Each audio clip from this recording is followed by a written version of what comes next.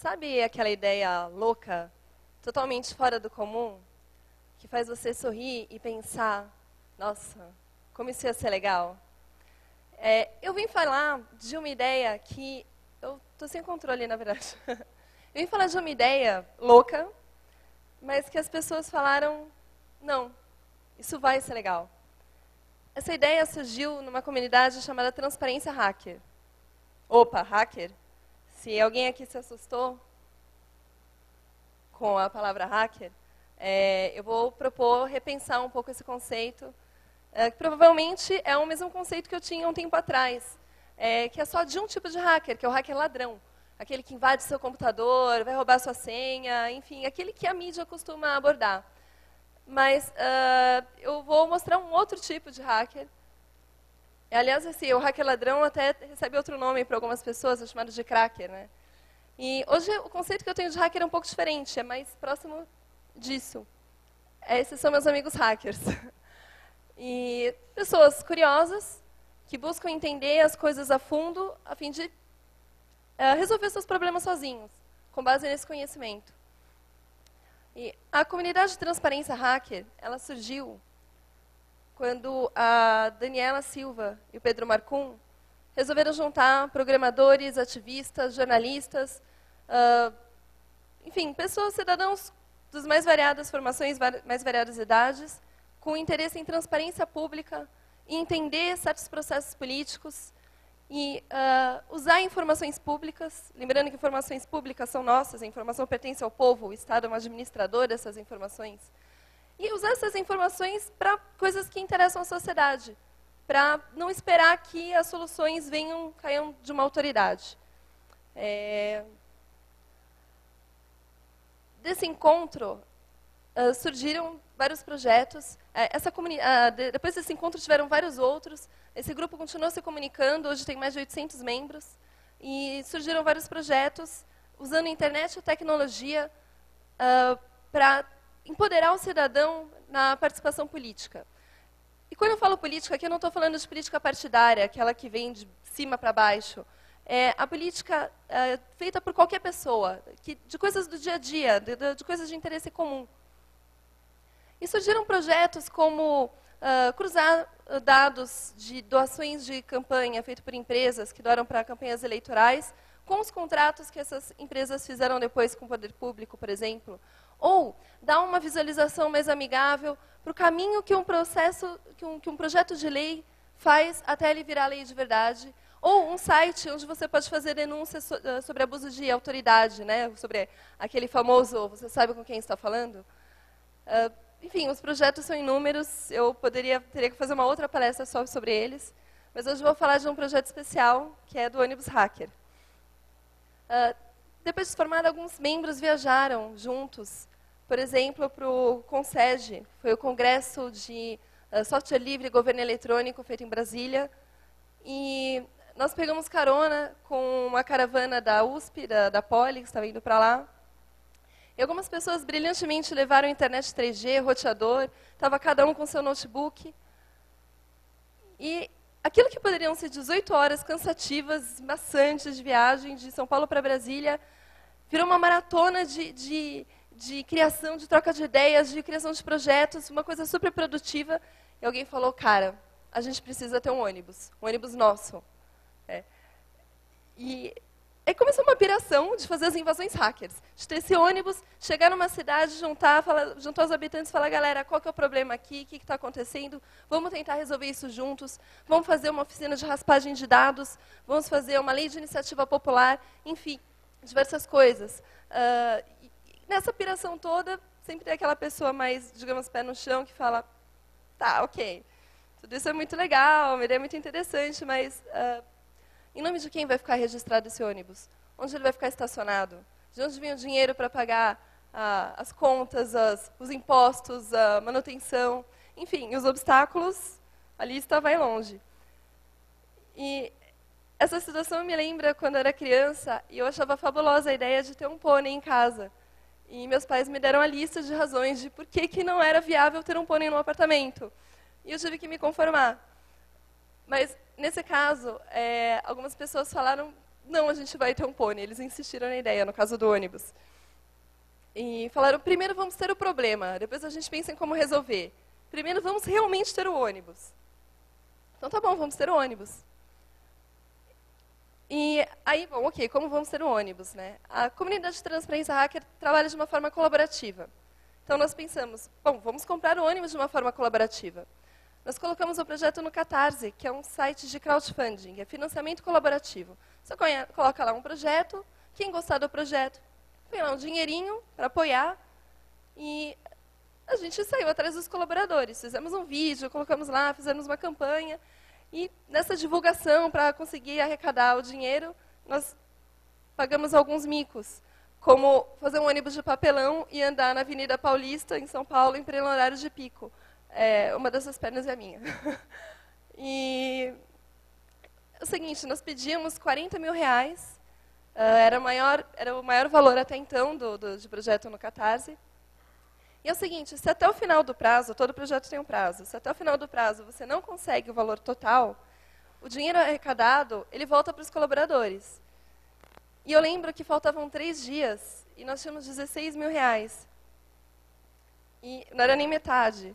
E aí começou uma loucura de Twitter para lá, Facebook para cá, Orkut, e-mail, telefonema, falando, galera, quem doou, convence mais alguém a doar também, a gente consegue. E principalmente nos últimos 2 dias, as doações decolaram. E dos 40 mil reais, nós conseguimos 58.593 reais. 464 pessoas acreditaram que essa comunidade informal, um grupo de hackers loucos querendo fazer política pela internet, precisavam de um ônibus. E foi uma euforia, foi uma festa, né? Vamos poder ter um ônibus. E aí o nosso busólogo, o Pedro Velasco, saiu, fez uma pesquisa, estudou, achou o ônibus ideal, levamos ele para o Parque da Juventude, vieram os grafiteiros ajudar no projeto de boniteza do ônibus, personalizar. E aí veio a nossa primeira viagem, fomos para o Fórum da Cultura Digital no Rio de Janeiro, foi em dezembro de 2011, é muito recente. E, assim, eu costumo ser aquela pessoa que faz graça para foto, que sorri, faz careta. Aqui eu estou de blusa verde, estou meio carrancuda, porque tinha caído meu sinal. Mas, isso daí já estava no meio da viagem, né? Bem mas o que foi interessante é que no comecinho, logo quando o ônibus começou a andar, a galera um olhou para a cara do outro e falou, é real, a gente tem um ônibus, a gente está andando nele, está viajando nele. A sensação é indescritível de você ver que aquele sonho, aquela coisa que parecia uma viagem, virou realidade. Foi sensacional. E desde o começo, desde a ideia, esse ônibus ele já chamou a atenção, porque é um monte de hackers viajando para chegar numa cidade, chacoalhar, falar de cultura digital, autonomia política. E aí, na nossa primeira viagem, recebemos a ilustre visita de Gilberto Gil, que quando ministro, era apelidado de ministro hacker, né, por todo o trabalho dele com a cultura digital. E foi uma honra, né? O ônibus, ele, quando estacionado, ele vira um laboratório aberto. Ele é um ambiente para que as pessoas possam entrar, criar, trocar ideias e pensar. Ele não chega com uma ideia pronta. Ele possibilita fazer oficinas de raspagem de dados na internet, visualização desses dados, criar uma lei de acesso, uma lei de iniciativa popular, enfim, oficinas de visualização de mídias livres, de instalação de softwares livres. As possibilidades são inúmeras. Nós viajamos já para o Fórum Social em Porto Alegre, participamos do Festival Baixo Centro em São Paulo, e a última viagem foi essa para Ribeirão Preto, em parceria com o Sesc de lá, que promoveu uma semana chamada Hackeria, que eu achei muito interessante. E essa eu considero uma viagem muito especial, porque a proposta era trocar ideias com jovens na faixa de 14 anos. E aquele diálogo que nós estávamos acostumados, de falar de transparência pública, de acesso à informação, de novas formas de fazer política, de software livre, de dados abertos, enfim, com essa garotada, a gente percebeu que tinha que começar a conversa um pouco antes. Ver o que eles pensavam, o que eles pensavam sobre política, sobre o uso da internet, para não chegar, que não é essa a nossa proposta, chegar como professores jogando a verdade universal e enfiando goela abaixo. E sim, fazer aflorar um pensamento crítico, uma curiosidade. E foi muito interessante, nós fizemos oficina de mapas livres, então a galera saiu pela rua, tirando fotos com GPS, e depois montando o mapa do próprio bairro, né? A oficina de montagem de uma rádio comunitária, de visualização de dados do bairro dele sobre alguns problemas locais. Fizemos uma lei de iniciativa popular. E aqui é a foto de uma dos trabalhos que eu acho que ele representa fisicamente a nossa proposta, mas é uma forma bem direta de mostrar que é desmontar coisas, informações, desmontar processos políticos, para pensar em como remontar de uma forma melhor. E o ônibus hacker, cada viagem foi diferente, e eu tenho certeza que toda viagem vai ser diferente da outra, que cada viagem vai precisar de uma nova adaptação, vai ter uma nova cara, porque ele não é uma proposta fechada, ele é um ambiente de criação. Ele é um processo em constante transformação, para que nós possamos repensar o que a gente quer fazer com ele, o que a gente quer fazer com a política, o que a gente quer fazer com a cultura digital, como é o mundo que nós queremos. Eu tenho certeza de uma coisa, que o ônibus ele não é um ônibus da transparência hacker. Ele é um ônibus da comunidade, é um instrumento para ser usado em espaços públicos, para que as pessoas se sintam à vontade para criar e para buscar novas formas de autonomia política.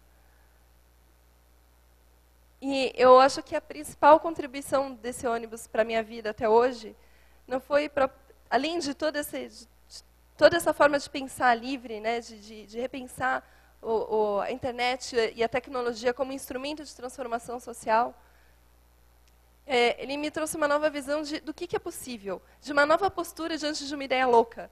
Né? E eu tenho certeza que um dia eu vou ter problemas com a minha consciência se eu tiver um filho e ele me pedir um pônei. Porque eu vou ter que repensar realmente o que é uma ideia viável. Bom, o ônibus hacker é de todos nós. Eu queria convidá-los todos a procurar a comunidade de transparência hacker e repensar o conceito de vocês sobre política, sobre hacker, sobre o que a internet significa para vocês. E estão todos convidados também a usar o ônibus hacker da forma como vocês quiserem, a convidar, a dialogar. Tem o blog do ônibus, que é onibushacker.org. E ele está aberto a todos nós. É isso, obrigada.